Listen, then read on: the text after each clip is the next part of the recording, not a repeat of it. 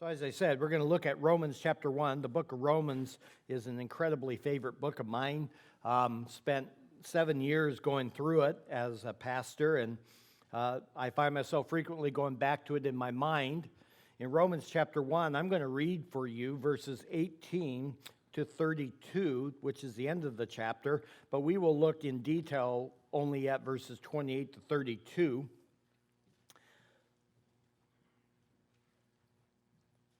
Verse 18, Paul writes this, for.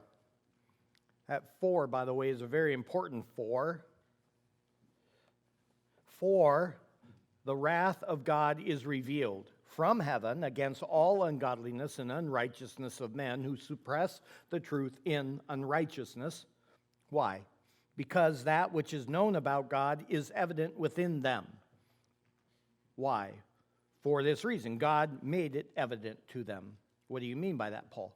For this reason, since the creation of the world, his invisible attributes, his eternal power and divine nature, have been clearly seen, being understood through that what has been made, so that they are without excuse.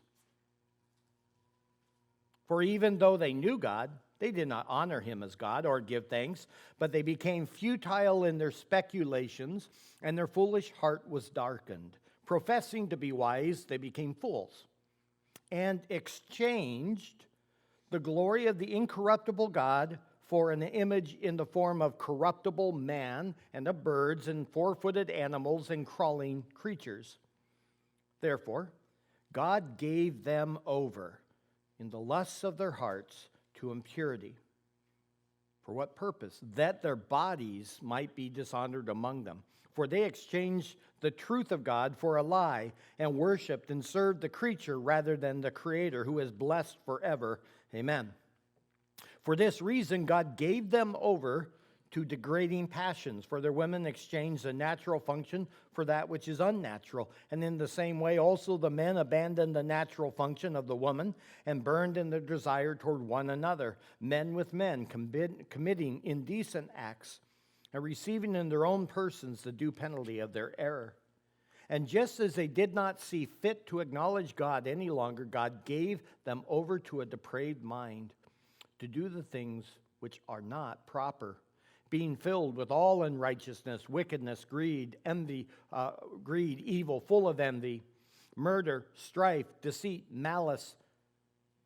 They are gossips, slanderers, haters of God, insolent, arrogant, boastful, inventors of evil, disobedient to parents, without understanding, untrustworthy, unloving, unmerciful. And although they know the ordinance of God, that those who practice such things are worthy of death, they not only do the same, but also give hearty approval to those who practice them. May the Lord bless his word. In Romans chapter 1, what we have is really the descent of man. Romans 1 shows how God interacts with us as people, but also how he interacts with nations. Now, starting in verse 16, verses 1 through 15 is really an introduction of his own, in his own way, to what he's going to be writing to the people at Rome. And starting in verse 16, he then gives the reason for what he has just written in verses 1 through 15, which is about the fact that he has been called with the gospel and for the gospel of God. So he says, for this reason, I am not ashamed of what the gospel, for it is the power of God for salvation to everyone who believes, to the Jew first, and also to the Greek. Why?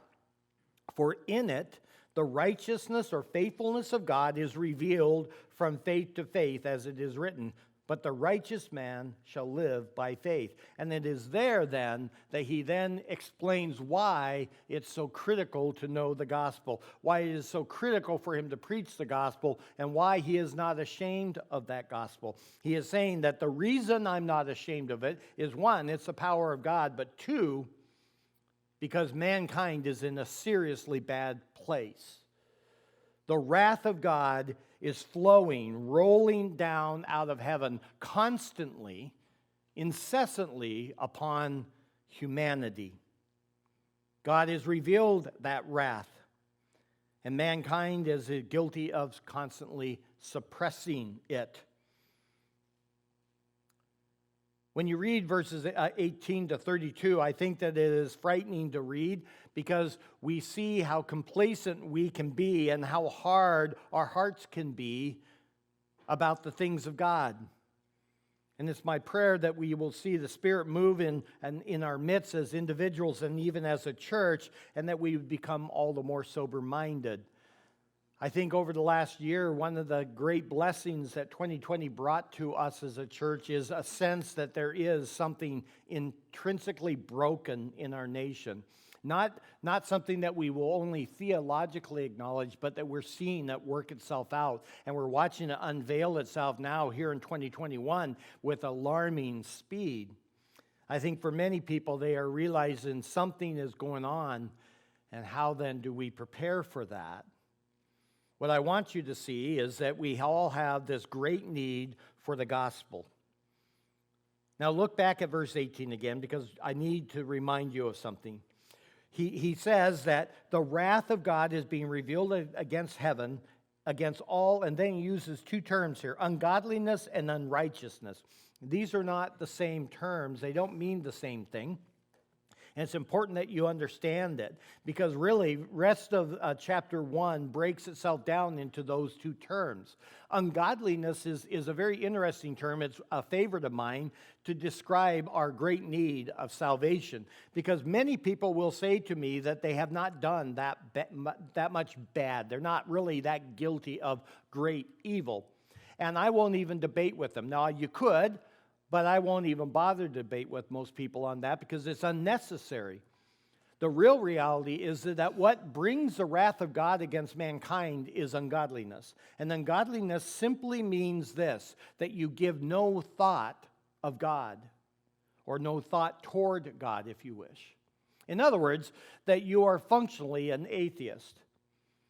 Now think about what ungodliness, because we tend to say that an ungodly man or woman is a really wicked individual. But in reality, an ungodly man or woman is in fact possibly an exceedingly nice, kind individual. One who you would like to have as your neighbor or as your boss or coworker or friend or spouse. These are pleasant people. These can be very nice people, but they are ungodly, meaning that they essentially function in their life without a thought for God. And this is the state of humanity, is that we go about our business as people and we do not consider God. I have been told over the years, and I think that our church does this well, where we say, Lord willing. Some of you newer here may notice that a lot of people from Missio will add the term Lord willing to what we are saying. And it comes out of James where he rebukes them and says, you say that you will go to such and such a city, conduct business, make a profit, and return. He said, but instead you ought to say, Lord willing, or if the Lord wills, I will do this. But instead, he says, you boast, and such boasting is great evil. Think about how often you say without a thought, honey, I'm going to go run and pick up milk. Honey, I'm going to get some eggs. Honey, we're going to have X happen. I'm going to do this. I'm going to do that. We're going to go on this vacation. On and on. All day long, you and I order our lives assuming that our plans shall come about. And never, for some people at least, never does it come to mind if the Lord wills. It's not legalism for me to want us to learn to say, Lord willing. It is that awareness that God is present and God's will is always going to overwhelm our will. Ungodliness is simply refusing to say that. I have listened to many a pleasant individual who is a Christian say, Matt, I think you're making that a little too rigorous, a little legalistic. I don't think you really need to say, Lord willing. I'm like, okay, but then what does James mean? What does it mean for us to acknowledge God's will in our lives? The fact that God's way is what will unfold. How often do I find myself counseling individuals as they are moving forward with their plans and they're worried, is this right or wrong? And I'm like, there's nothing wrong with what you're doing. Just hold it loosely, because you do not know what tomorrow will bring. You do not know. Lord willing, this will come about. Lord willing. An ungodly individual, then, is just simply one who doesn't think about God. And may I say that there are many Christians who function more like an ungodly individual than a godly one. Now, the result of all of that is that there's also unrighteousness. Unrighteousness we'll get to in a second, but it is this idea then that there's this rejection of God in their thinking. They just don't bring him up. So much so that he even brings up, you notice near the end of this chapter, the issue of homosexuality. And people use this passage to speak against homosexuality, which is fine, but that's not the point. What Paul is actually showing in Romans 1 about in verses 26 and 27 is not homosexuality is an extra bad sin. What he is saying is that is as unnatural as not acknowledging God. Get that? It is as unnatural for homosexuality to exist as it is for you and I to live without thinking about God. God has put in our hearts a knowledge of him.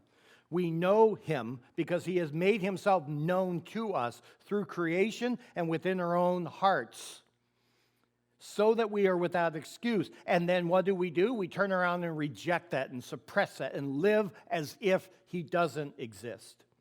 And he says that is no different than homosexuality. It is unnatural. It is not the way it ought to be. So homosexuality here becomes just simply a very simple, poignant illustration of what's wrong with all of us. Now he also mentions unrighteousness, which is simply being against righteousness, against justness. It speaks of those who not only reject God by forgetting about him, but then who in turn commit sin or rebel against his ways. This speaks of a flow of events that are consistently true in the lives of people as well as nations. And you see it really going on in America today. There's a rejection of God, there's a rejection of his glory and his majesty, and then comes unrighteousness, which is the fruit. So what you see happening in our neighborhoods, our cities, our states, and our nation is really just fruit. It didn't just happen. What has happened is that there's this long, long period of time of actively rejecting and ignoring and pushing away God in ungodliness, and that as a result comes the fruit, which is unrighteousness. Why? So what happens is God's wrath becomes revealed, because God has watched people turn their hearts from him, and they commit evil acts which offend him. So today what I want to break down are three basic points in our verses, which is only at the very end of the chapter, 28 to 32. We're going to see the act of God, the purpose behind God's action, and the final judgment of God. And no, there are no notes for this, so you actually have to do this old school. The act of God, the purpose behind God's action, and the final judgment of God. There was a man named Dr. John Gerstner, who was a professor of theology.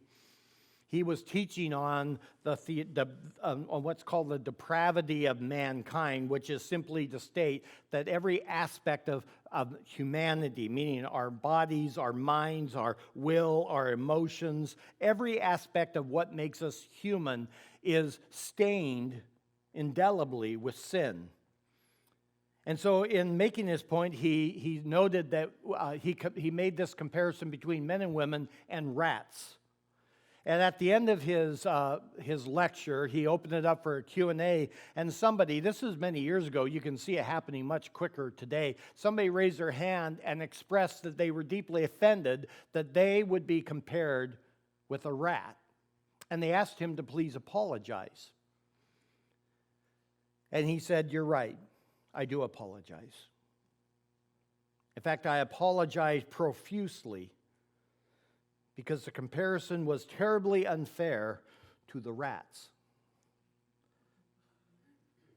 And they then went on to simply say this. He's like, a rat does what a rat does because God made him that way. In fact, when a rat acts like a rat, he's honoring God. He's doing what he was created to be.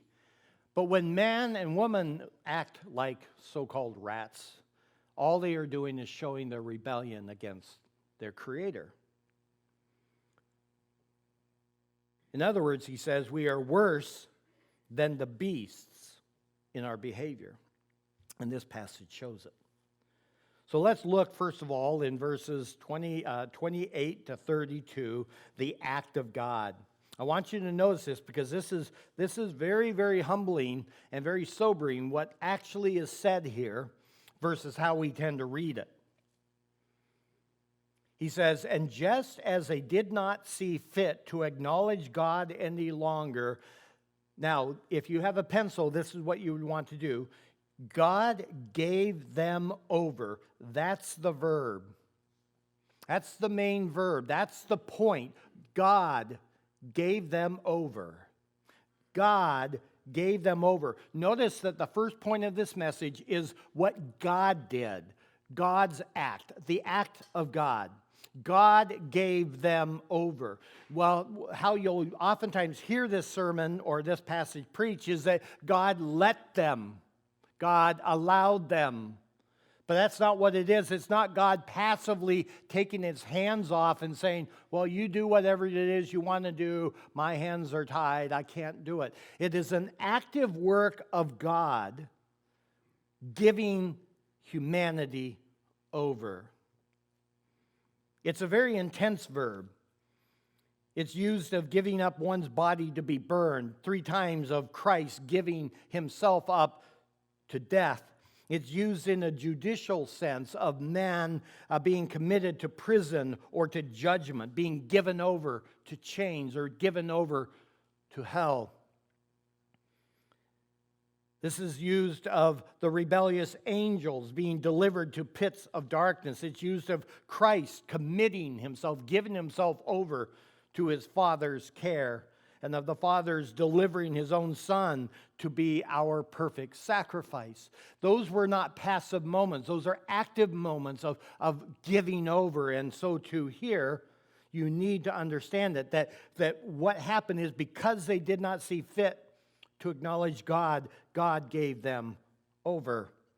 It's a judicial act where God, as our Creator and as our Lord, has judged us as humanity, where he has judged us and has given us over to a depraved mind. In fact, the mind here does not simply talk about our intellectual part, but it involves that moral reasoning and will of man. The will and the moral core of humanity. He is looking at the whole of humanity. The whole of humanity, billions of people. And he says that God has given them over to a depraved mind. By God, this has been done. And it's here that many will stumble. For many people think that this goes against what we're taught in our lives, that man is somehow inherently good, right? Man has, if we give mankind a chance, that they will essentially do the right thing. In fact, if you were to look at a person and see him like an onion and just strip away the various layers, at the very core, eventually you're going to come to that core, that spark of goodness. But God says, no, you strip away the onion and you come down until all you find is depravity. And then we tend to teach that God is somehow helplessly sitting by the side as we go about and do these bad things. He kind of wishes we wouldn't. He kind of hopes we would stop and maybe make this world a better place. But that's not what it says, beloved, is it? It's not what it says. God actively gave them over to a depraved mind. And this is an act of judgment. Now, the word depraved comes from a word that means to test or to approve something. So when you think about a depraved mind, you're like, okay, it's rotten and sick. But it's actually, it's a mind that's been tested. What it means is that God has tested the mind of mankind, both as a whole and as individuals, and it fails. It fails to meet His standard. Man's mind, your mind, my mind, apart from God's intervention, we are broken and depraved. Or as Jeremiah says in his prophecy, the heart is more deceitful than all else. Now, just get your head around that. You can think of many things that you would call evil, many things deceitful, many things that are depraved and broken. And I'm sure that you can think of many things like that. But Jeremiah says, oh, you see that great evil, you see that great evil? He says, I'll tell you what is worse than any of that, and that is your heart and mine.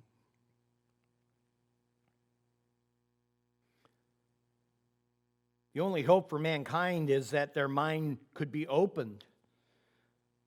When the very wellspring of what we are and what we do is depraved, then what hope do we have? The only hope we can have is that God works, God intervenes. And this would be done by the Spirit, that they would be able to see and believe in Jesus for salvation. And in fact, the effects of this judgment of God here in this verse is so great that even after salvation, there is this constant need to grow and renew our minds, because there's this ever-present push the other way. I'll develop that in my next sermon much more fully, but it's understand that even after you're a Christian, you and I all know, if you're a Christian here, you know exactly what I'm talking about. It is not hard to slide backwards. It is not hard to go the wrong way. All you have to do is stop fighting for just a second.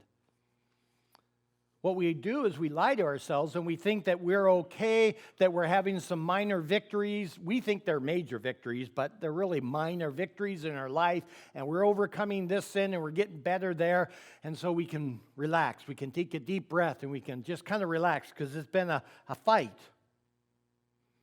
And in that time of relaxation, what we don't know is that, and understand, is that the flesh, that sinful tendency that's still present within us, ever pushes us the other way. And so all of that ground, so to speak, that we gained, we find out in a few days or a few weeks, when sin gets ugly in their face, that we find that we have lost all that ground and we have to fight back again. We don't understand as Christians that our battle against the sin within us is a daily battle that we constantly must fight. So understand that the act of God is an act of judgment upon the mind. Not just the body, but the mind of mankind. But why? What was the purpose? Well, that's the second point. What's the purpose?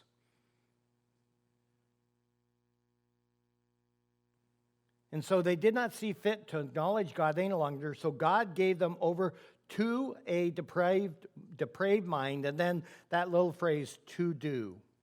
That's the purpose. Those two little words, to do, it's actually just one word in the Greek. It's called, in the fancy words, an infinitive of purpose. An infinitive of purpose, meaning he's now going to show you the purpose. Why would God do this? Why would God give mankind over to a depraved, broken, sick mind? This is the reality of the wrath of God. He has given us over to a depraved mind for the purpose to do those things which are not proper. That's mind-blowing. That's mind-blowing. The reality of the God's wrath is this, that in the here and now, that he gives us over to this sick, depraved mind so that we commit deeds of unrighteousness. So that we will commit those things, or as it says here, things that are not proper. Now, what is it that caused this to happen? And I want you to listen carefully here. It's important that you hear this. What causes this to happen? Well, in verse 28, it's a very full verse. First of all, you need to understand that they did not value God as they ought to value him. Remember what we read in verses 18 all the way up to verse 28, that though they knew God, they did not acknowledge God as God, so God gave them over. That they exchanged the glory of God for the corruptible glory of the creature. Fill in the blank how you want. You want to worship an idol made of gold? Fine, you can worship the idol made of gold, God says. But you can also worship money. You can also worship health. You can worship anything under the world. It's all in this realm of creation. And what mankind has done is that they have exchanged the glory of God for this cheap glory. And all of this brings forth then this giving over to a depraved mind. Now, what is it? How is that done? To see him as of supreme glory and of supreme value is what our calling is. That's what we are made to do. So much so that every person living knows of God and knows what he is and who he is. The Bible makes that clear here. They have no excuse. No man, no woman will ever stand before God and say, I didn't know. He will simply unveil for that person their own heart that God made, and on that day of judgment, he will show them you knew it and you suppressed it. You fought against it. In your heart and in your mind, you shoved it out of your way because it intruded on what you wanted. And they will be found with no excuse.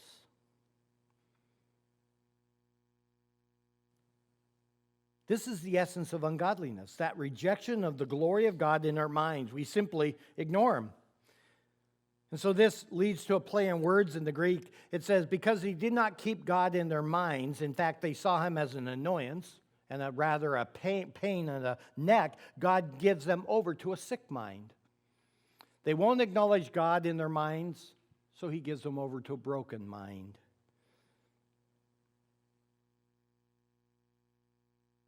So with all of that, he then says that we are now filled. He now shifts into this world of unrighteousness, these evil deeds. We are now in verse 29, filled with all unrighteousness. Being filled means exactly what it sounds like, filled up to the fullness. With all unrighteousness, wickedness, greed, and evil. These are really what I would describe broad or foundational sins that drive much of what we do as sinners. Evil is just that, a nice broad term. It means to delight in the harm of others. Just being mean.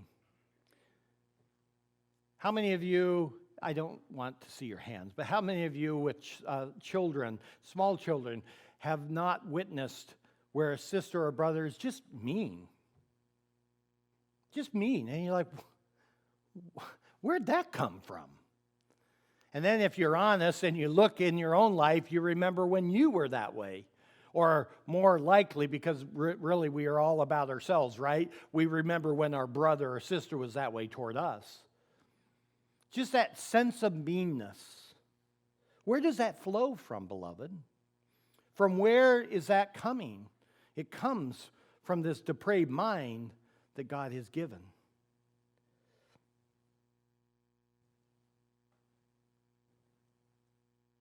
Paul moves into sins against our fellow man then, where he says that it's unrighteousness, wickedness, greed, evil, full of envy, murder, strife, deceit, malice, and they are gossips, etc. We start with this rejection of God. This is where it always starts. We start with a rejection of God, and it always ends up to an abuse of man. Why? Because mankind, we are image bearers. So if we will not acknowledge God, then why would we acknowledge those who bear his image? I want you to think about that because it'll explain a whole lot about what you're seeing flowing out of the White House today. But don't make this about the White House. I'm just saying, when you watch what's going on, where you watch abortion being exalted to the highest degrees right now in our federal government, and people are cheering it and applauding it. Why? Why is it that this murder of the innocents is so well received? Beloved, it flows because they, first of all, have long since stopped ever acknowledging God. And because they will not acknowledge God, they will not acknowledge the image of God in us. They can't. They won't. There's no value there. In fact, it's all about convenience. And no amount of lawmaking will change that. I'm not here to say that we shouldn't pass laws prohibiting. I'm just saying the law cannot change what the mind has already determined. There is no value there. We must understand and come to believe fully that sin is and always shall be a destroyer, that it never fulfills, it never repairs, it never brings life. In it is death. Again, notice how he uses the word full of envy, full of envy. Different word actually in the Greek, but it really describes that which completely characterizes something. That this is what we are full of. That when you say, well, what am I full of? Apart from the grace of God in my life through the gospel, what am I full of? What is my wife full of? What are my children full of? And you will tell me all day long, they're sweet, they're good. Oh, pastor, they're just a little tired. No, what they are is they're full of something. And it's not good. They're fully characterized with envy, murder, strife, deceit, malice, gossip, slander, hater of God, insolent, arrogant, boastful, inventors of evil, and disobedient to parents. That's what we're full of. That's what humanity is full of. It's a very sobering passage. There's nothing fun in this passage. Envy is such a common sin among mankind. No one here, in fact, can honestly say that you've not committed the sin of envy. And at the core of it, though, it's always going to be found in God, because envy says, I'm dissatisfied with what God has given to me. In fact, we are all a people who are never truly satisfied in ourselves. We always want more, we think we deserve more, and we cast our eyes about looking for more. And when we find where more is and other people possess it, we are envious, right? The whole argument of redistribution of wealth is envy. That's all it is. It's just envy. But it sounds and it's being couched in terms of justice. No, it's envy. It's just simple envy. You have, I don't have, I want, you must give. We can either take it at gunpoint or we can do it through the passage of laws, but it's still envy. And then you look at those people who are now in power and you say, I don't like that they're in power, and you become envious of their power. I mean, it's just this sick little treadmill that we're all on. The difference is that we think our treadmill is the more righteous of the treadmills, but they're both cranking out the same stuff. Well, murder, when he talks about murder, we know what murder is. But we must remember that murder does not occur only at the death of an individual, but at this point where we become angry at a person. Christ made that very abundantly clear in Matthew 5:21, that when you hate your brother, you have committed murder.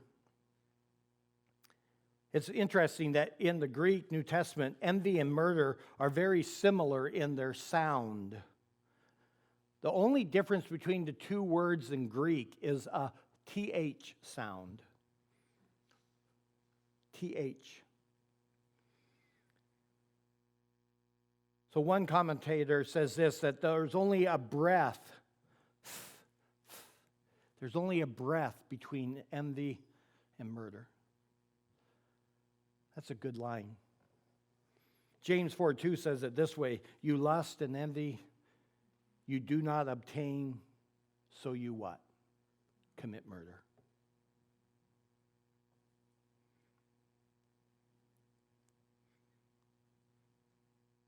Deceit. Anyone need to know what deceit is? It means lies. It doesn't have to be words, does it? But anything that's designed to deceive a person is simply that. From there, he begins to bring out the sins that are born out of a heart of pride. The first is that great evil called gossip.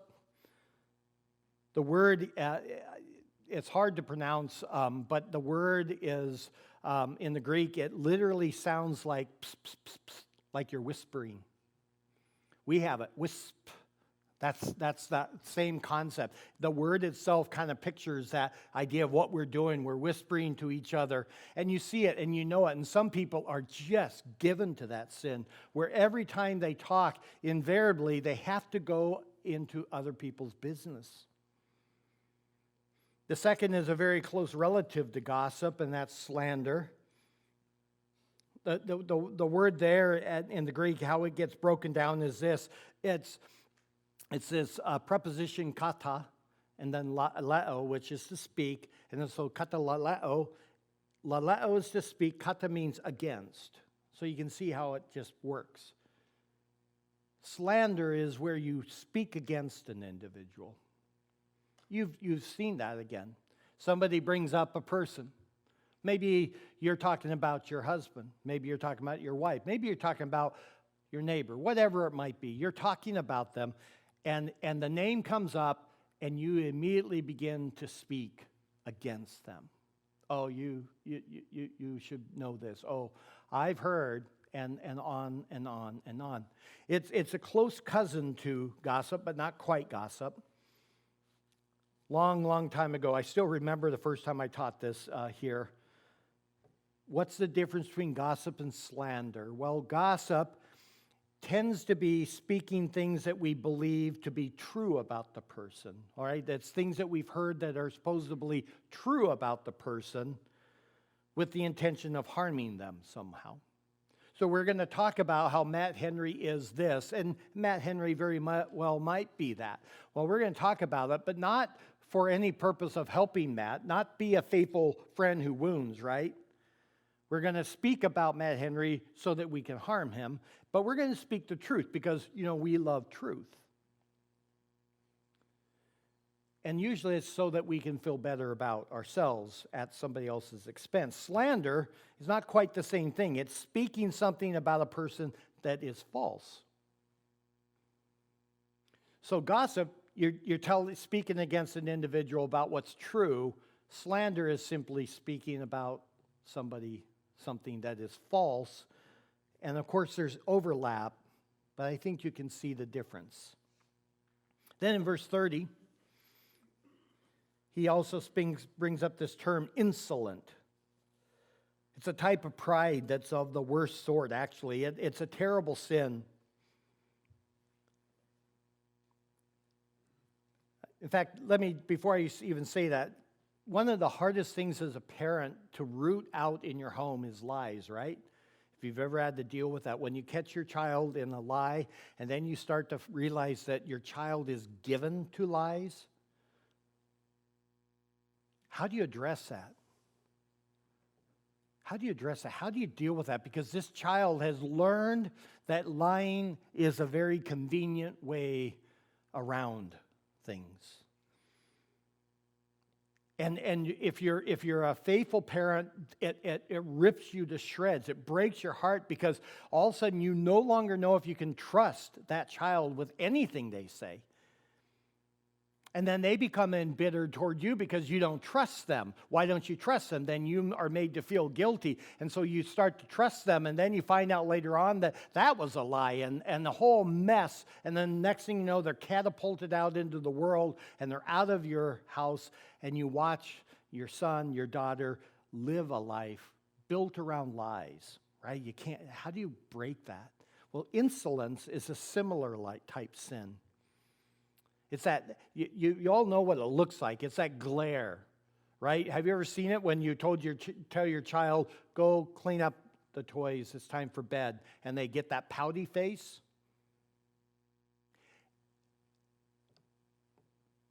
Free parenting. We had zero tolerance for that in our home. Zero. The moment that insolent face where it's like, you are intruding into my freedom came, they met the wall of death known as dad. Because I can't let it take root in my home. I can't. I can't. You can't. Insolence. It's that anger, that pride of how dare you. And it leads, if it's unchecked, it leads to violence. You'll see it. You'll watch it with your children. Children are so good because they're not as gifted at hiding their sins like you and I as big people, right? They're just kind of out there. And you watch that child where, let's say, their brother picks up a toy, and magically that toy now becomes the most important object in all of humanity. I must have that toy. I'm looking at a few of you younger guys and you're grinning. You're like, yeah, I must have it. And mom and dad, you see that and you're like, hey, share with your brother. The worst words ever to a kid. Share. I don't want to share. Right? And then you watch that insolent face where it's the eyes narrow, the face, and they just... And if you are not given to addressing that right away, it's not uncommon that next thing you know, hair's pulled, somebody's punched, something's snatched, and violence just unfolds. Well, any of you who are police officers here know how that works itself out in big people's lives, right? And just the violence that works out because of an insolent heart. Parents, never, never, never can you righteously tolerate that in your home. The moment you see your child take on an insolent spirit, you go at it, and you go at it hammer and tongs, and you never stop giving up on it. You address it and you assault it with the gospel of Jesus Christ, but also the standards and expectations of a Christian home.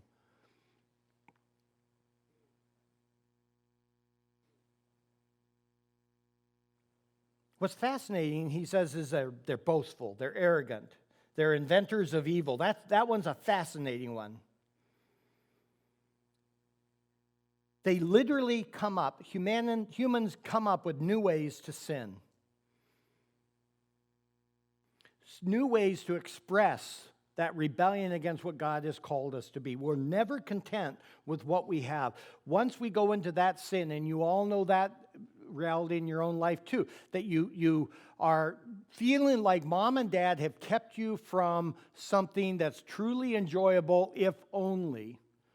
And so then finally, in rebellion, or because you're out of a home and nobody's there to watch you, you begin to partake of whatever that is.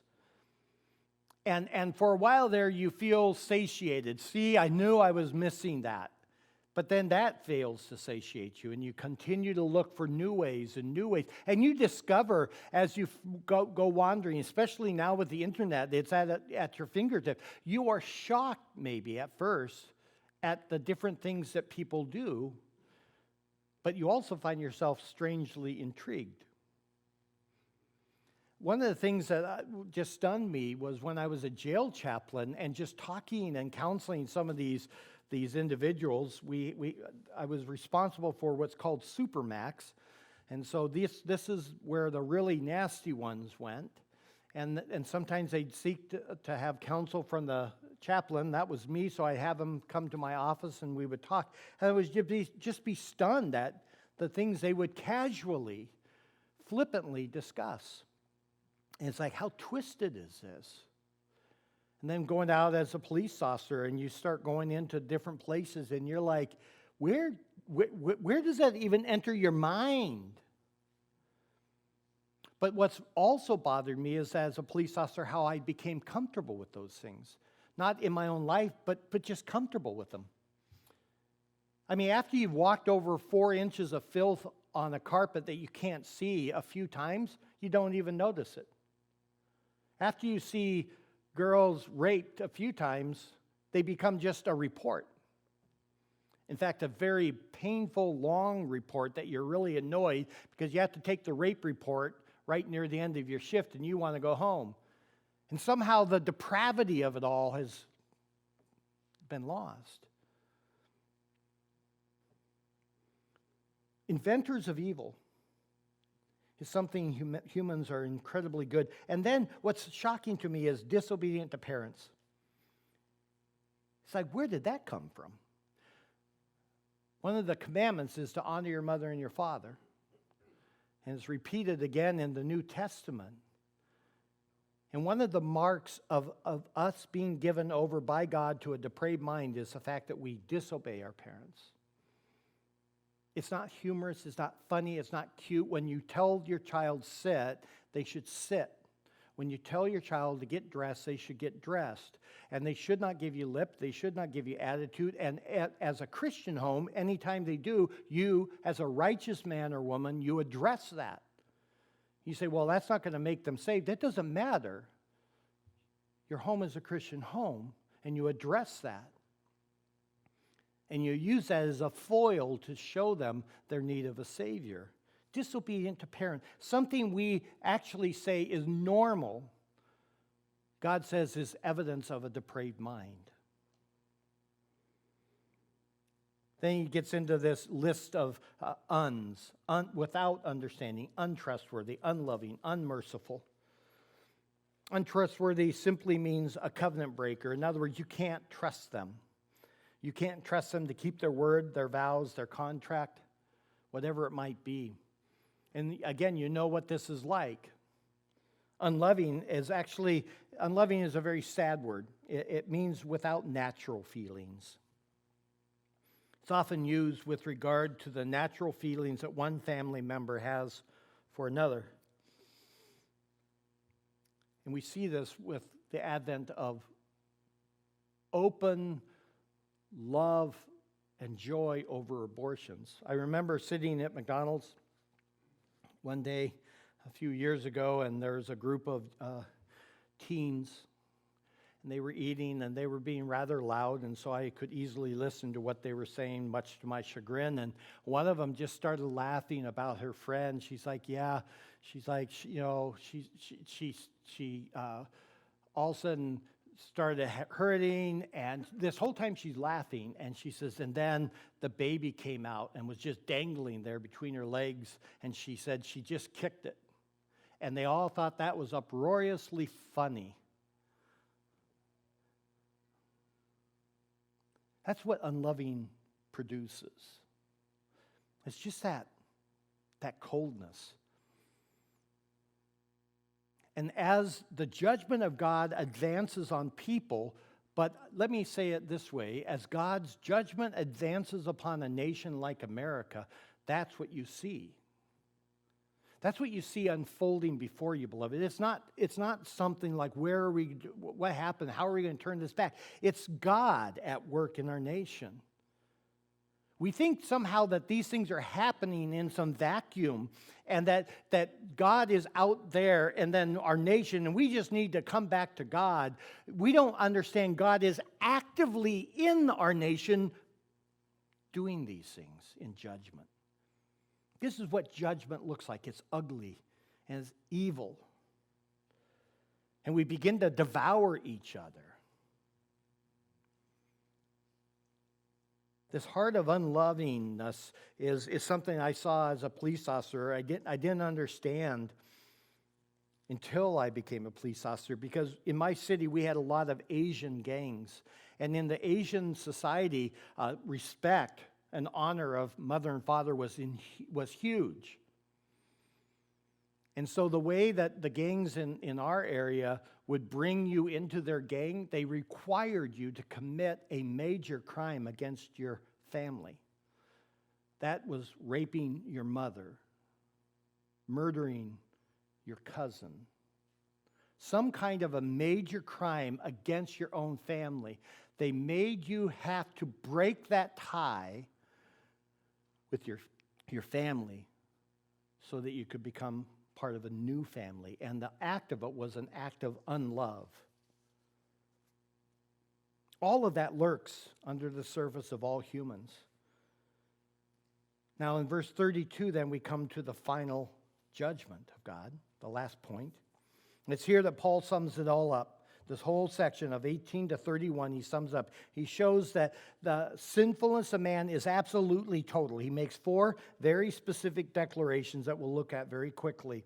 Although they know the ordinance of God, that's the first one, that man has an inner knowledge of sin. All right, that they know the ordinance of God, that those who practice such things are worthy of death. So the ordinance is simply a rule or a law designed to control your actions. The knowledge is not a vague knowledge, it's an actual experiential knowledge, a vibrant knowledge. And all Paul is doing is he's showing the hardness of our hearts, that there's this awareness of what is true and absolutely right and wrong. And if your children or your spouse tells you otherwise, they're lying to you and themselves. This is the basis, in fact, for all governments. This is why even unrighteous governments still have right and wrong. There's still a judgment that occurs because in our hearts there is this knowledge that things are not right. But in corrupted man, they always end up corrupting these actions. Second, man has this inner knowledge then that God will judge sin. They understand that when we practice these things, we're worthy of death. That there is a judgment in breaking the law of God, that this judgment is very extreme because it's death. And again, that's very intriguing for me because so many countries seek to eliminate the death penalty. Now, why? People say there's no place for that in a Christian nation. Actually, in a Christian nation, there would always be a place for that. That's established in Genesis 9, but it is the reality that these things are worthy of death, that there is something worthy of death. And that the further away you get away from God and the acknowledgement of God, the further away you get from even expressions of punishing wickedness in that way. Why? Because we're trying to push from our minds that which we cannot push away, and that is the presence of God and judgment. The third thing that it shows us is that they continue in their sin. They practice such things and are worthy of death. They not only do the same, that he will continue in the sin, again, that they will just keep going over and going over the same stuff. That without the Spirit of God changing, nothing will change in the heart and lives of people or nations. You can see this as an illustration with the drug addict, right? No matter how many times they shed tears and promise you that they're going to change and different, the reality is until something radical happens, they aren't going to change. Well, that's true of all of us with sin. And then the fourth thing that we see is that they also give hearty approval to those who practice these things. The sad reality is that mankind, left to itself, encourages the other people to do the same thing. It's written in such a way as to show that this is the greater of the sins. We've all committed this. We've all done it. We've done it with our brothers and our sisters. We've done it with our friends. Come on. You're not going to make me go there all by myself. Come on. It'll be fun. And then we pat them on the back as they commit sin. The person who commits evil can at least argue that it was an act of passion for the moment. It's still wrong, it's still inexcusable, but they could argue that. But the problem is that we also then turn around and approve others as they commit it. To watch others do it. Let me show you a simple way of how we give hearty approval. This is low-hanging fruit, so it's very simple. But I think about how you wrote, Grayson, in your blog about the Game of Thrones, right? And just overt pornography in this show. And what was shocking and heartbreaking was how many individuals claiming Christ who read his blog protested that he was being small-minded and legalistic with his statement that watching this kind of stuff is sinful and inexcusable for a Christian. Now, what they didn't grasp is that by turning it on and by watching it, they were giving hearty approval of it. It's not a joke. We do it. And this is why we see the truth of Jesus' statement that mankind has as its father the devil. He knows he's guilty. He knows he is facing judgment, but he continues to encourage others to do their sin, and all the while we as individuals and as nations fill up ourselves to the fullness of God's wrath. There's a favorite passage. Now let me draw all this away, and let me now bring a little bit of hope. Actually, it's a lot of hope, but in a little bit of time. A favorite passage of mine is in Ephesians 2. You can turn there, Ephesians 2:1.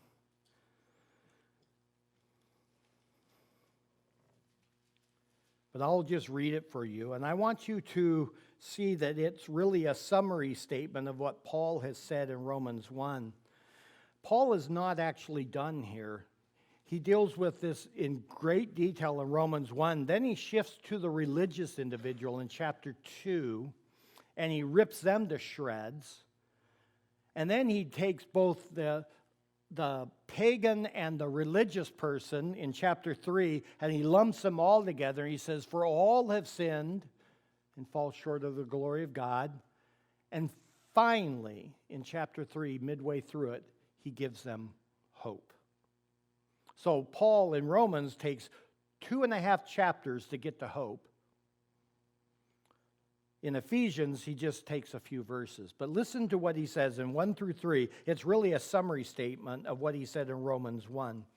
And he said to the people of Ephesus, "You were dead in your trespasses and sins, in which you formerly walked according to the course of this world, according to the prince of the power of the air," that means Satan, "of the spirit that's now working in the sons of disobedience. Among them, we too all formerly lived in the lusts of our flesh, indulging the desires of the flesh and of the mind, and were by nature children of wrath, even as the rest." That's a summary of what he just said, right? Where's the hope? The hope is in the very next verse. But God. But God, being rich in mercy, because of his great love with which he loved us, even when we were dead in our transgressions, made us alive together with Christ. By grace you have been saved, and raised us up with him, and seated us with him in the heavenly places in Christ Jesus. We have a nation that's dead. And we are a nation of people who are dead in our sin. We are a people given over to a depraved mind. And in the midst of that, God continues to exercise that divine but, if you will, but God. God continues to take people who walk in their own ways with no awareness. They never even thought of God. They gave no care for God. And if they did, he was something to laugh about or a mere intrusion in the mind that they would shove away in a moment so they would go about their business. And then God, in his rich mercy, intrudes upon their heart and their life, and he reveals what their heart is, and he points them to his Son, which is the way of salvation.